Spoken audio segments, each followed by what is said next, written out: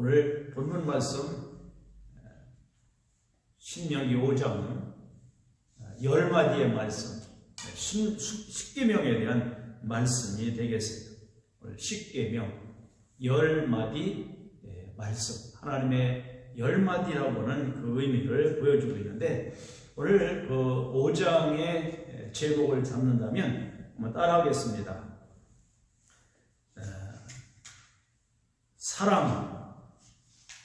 사랑과 언약의 관계. 따라합니다. 사랑과 언약의 관계. 그렇습니다. 하나님은 우리를 사랑하시고 조상들과 맺은 맹세, 언약 때문에 오늘 우리들에게 선민 그리고 보라호토로 우리를 선택하시고, 그래서 우리를 언약의 관계 아래 있다라는 것을 보아야 하고, 하나님의 언약 안에 있다는 것을 보아야 합니다. 언약은요, 나 대해서 끝나서는 안 돼요. 언약은 다음 세대로 이어질 때 그 언약이 계승되어 갈 때 오늘 우리에게 유효한 거예요. 오늘 특별히 오늘 3절 말씀을 다시 한번 보겠습니다. 이 언약은 여호와께서 우리 조상들과 세우신 것이 아니요 오늘 여기 살아있는 우리 곧 우리와 세우신 것이라. 물론 언약은요, 아브라함과 이삭과 야곱에게 언약하신 것과 출애굽기 19장 4절 이하에 있는 말씀과 같이 그 시내산의 언약을 통해서, 그 언약은 어떻게 보면 본문 속에서 본다면 모세가 오늘 그 이스라엘 백성들을 불러놓고 오늘 또 명령하는 거죠.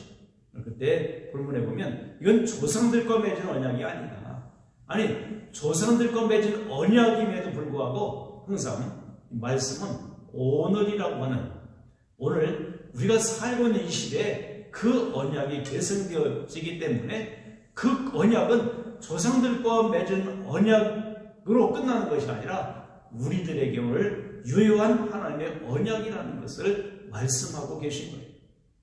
이런 출애굽기 20장에서 십계명을 주시잖아요. 그 십계명을 주셔서 그 십계명을 이미 깨져버렸습니다. 첫 번째 주신 것은. 그러나 이제 24장에 가서 다시 두 번째 언약을 주셔요. 오늘 이런 하나의 의미를 보면서 이제 하나님께서 우리를 향해서 이제 32장에서 출애굽기 32장에서 금송아지 사건으로 말미암아 언약이 깨져버립니다. 하나님께서 맺은 언약이 깨버리는데 다시 34장에서 다시 그 두 번째 율법을 주셔요. 똑같은 돌판을 깎아서 가지고 가면 내가 거기에 바로 똑같은 글을 써주겠다라고 말씀하고 계신 거예요. 오늘 첫 번째 받은 십계명, 그 십계명은 깨져버렸어요. 근데 돌판은 다른 돌판이지만 먼저는 하나님께서 친히 돌판을 만드시고 돌판 위에다가 친히 친필로 쓰셨어요. 그런데 이제는 그 언약을 깨서 모세가 그 언약판을 던져버려서 또 깨트렸잖아요. 그것은 언약이 깨졌다는 거예요. 그런데 하나님께서 다시 내가 똑같은 돌판을 깎아서 만들어서 내 앞에 서라. 그래서 출애굽기 34장에서 바로 다시 올라가서 그 돌판을 갖고 있는데 하나님께서 똑같이 써주세요. 무엇을 말해요? 하나님의 언약은 변함이 없다는 거예요. 오늘 그러기에 오늘 본문 속에 이것은 너희 조상들과 맺은 언약이 아니라 너희들과 맺은 언약이라는 거예요. 그게 맞지요. 왜? 이미 출애굽에서 나왔던 백성들은 그 언약이 깨져버리고 말았단 말이에요. 이제 더 가서 출애굽기 32장의 금송아지 사건과 민수기 13, 14장 가데스바네의 그 사건을 통해서 양비를 이루고 있어요.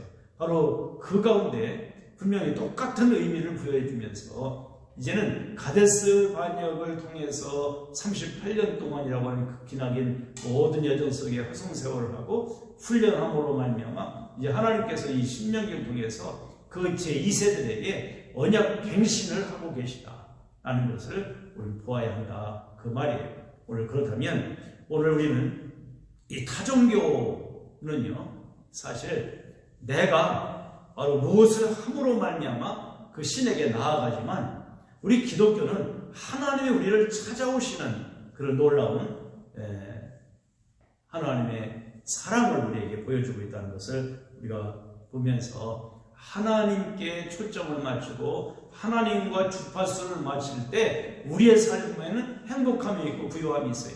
그러니까 이 십계명이라고 하는 것은 바로 하나님께서 우리에게 주신 기준 언약이다라는 것을 우리가 보면서 신실한 언약의 구심점이 오늘 이 십계명을 통해서 주어진다는 것을 보아야 됩니다. 한마디로 말하면 우리 하나님의 백성들의 바로 니스트모스 종이와 같은 역할을 하는 것이 십계명이다라는 것을 봐요. 그래서 그것이 633가지의 바로 율법으로 바로 확장되어 있는 것을 우리는 보게 되죠.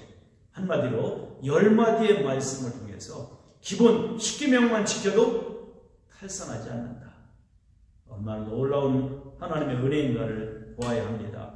출애굽기와 신명기에 십계명의 차이가 있다면 이 출애굽기의 십계명은 한마디로 말하면 창조 하나님, 창조하신 그 하나님의 그 지시로 오늘 나타나고 있지만 오늘 여기 신명기는 구원의 주님의 하나님의 지시사항으로 오늘도 나타나고 있다는 것을 보아야 합니다. 그러니까 이런 거예요.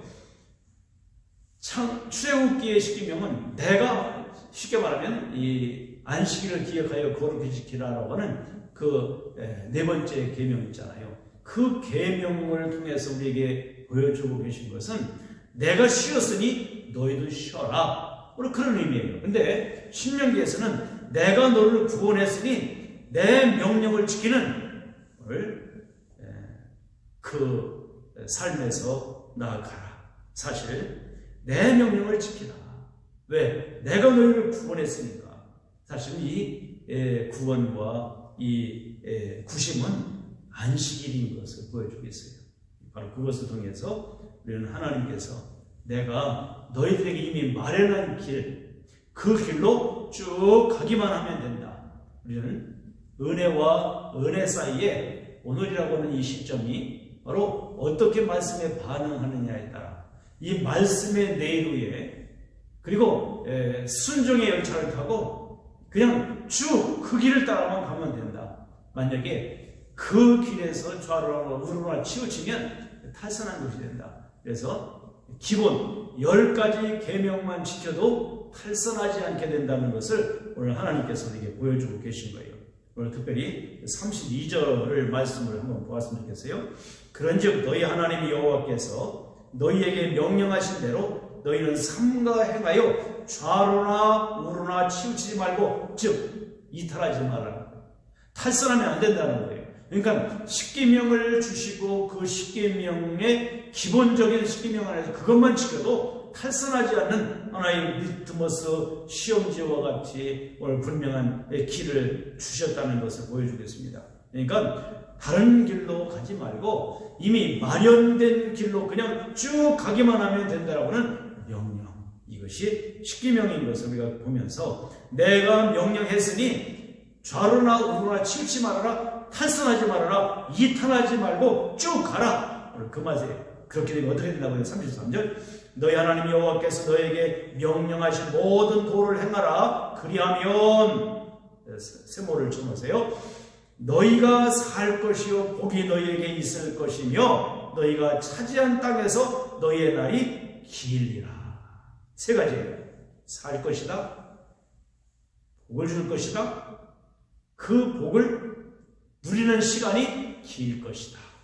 여러분들 이 세 가지 하나님께서 분명하게 십계명 그 기본만 잘 지켜도 이탈하고 탈선하지 않고 그래서 생명과 복과 그 장수 그 날이 기는 놀라운 역사를 주신다. 이미 4장 40절에서도 보았잖아요.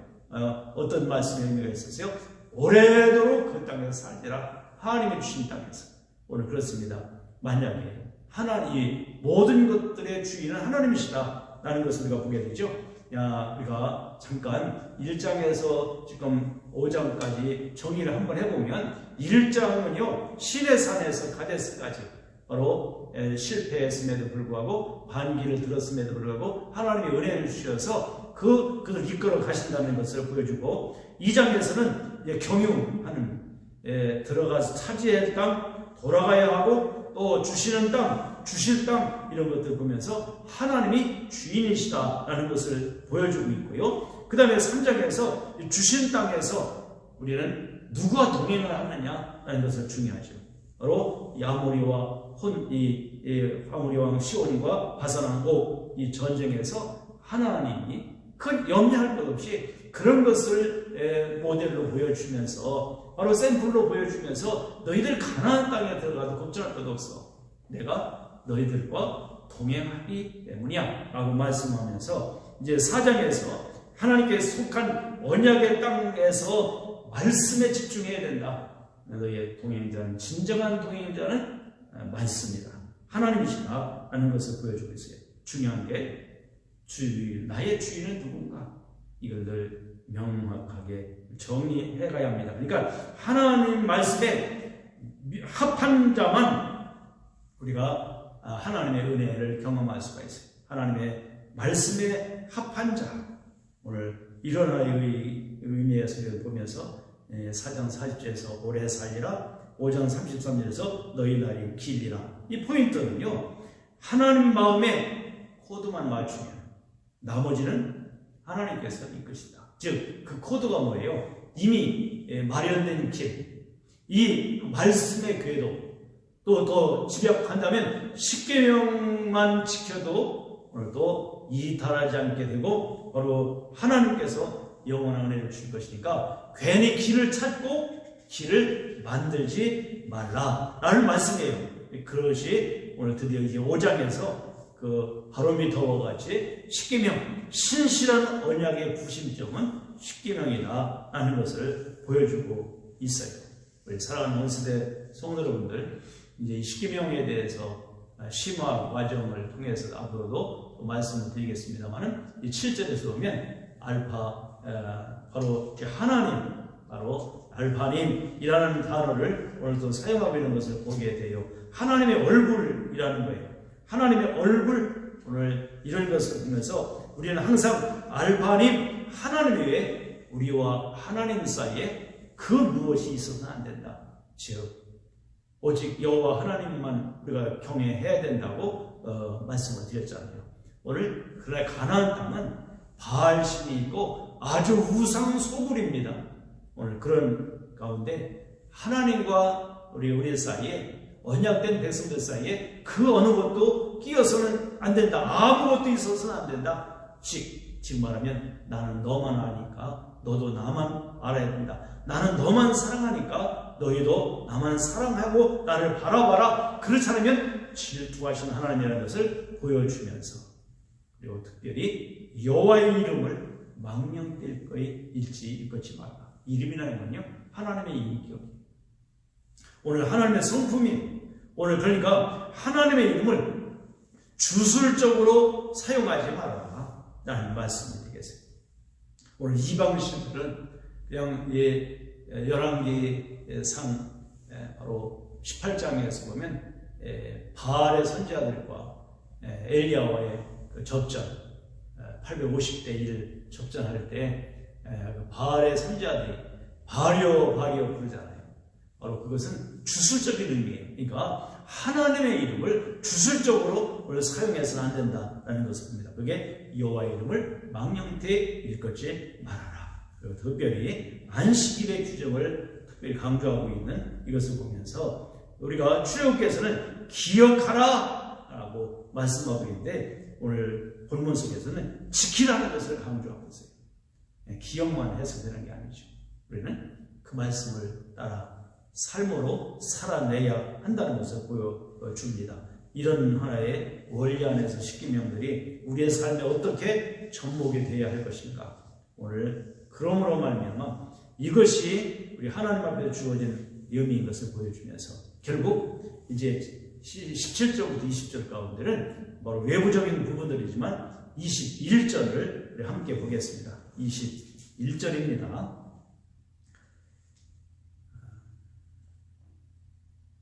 내 이웃의 아내를 탐내지 말지니라. 내 이웃의 집이나 그의 밭이나 그의 남종이나 그의 여종이나 그의 소나 그의 나귀나 내 이웃의 모든 소유를 탐내지 말지니라. 사실은 모든 것의 문제는 이 탐하는 것에서 나타나고 있는 것을 보게 됩니다. 우리가 이 전체 십계명이 사실은 여기에 다 포함되어 있다. 우상 숭배도 다른 신도 결국은 자기 욕심을 채우기 위한 바로 그 가운데, 그러니까 우리가 골로새서 5장 3절에도 탐심은 곧 우상 숭배다 그랬어요. 그러니까 모두 다 자기를 위해서 우상을 섬기는데 이와 같이 하나님 외에 다른 것, 하나님이 우리가 사이에 끼어 있으면 결코 안 된다는 것을 보여주면서, 우리가 디모데후서 3장 1절 이하에도 보면 세 가지잖아요. 자기 사랑, 돈 사랑, 쾌락 사랑. 이것이 중심에 욕심이 있다는 것이다. 그러니까 오직 하나님을 사랑해야 한다는 것을 오늘도 보여주면서 오늘 22절에 이것을 돌판으로 써서 주셨다라고 오늘 강조하고 있는 것을 우리가 보게 되죠. 오늘 두 돌판에 써서 내게 주셨느니라.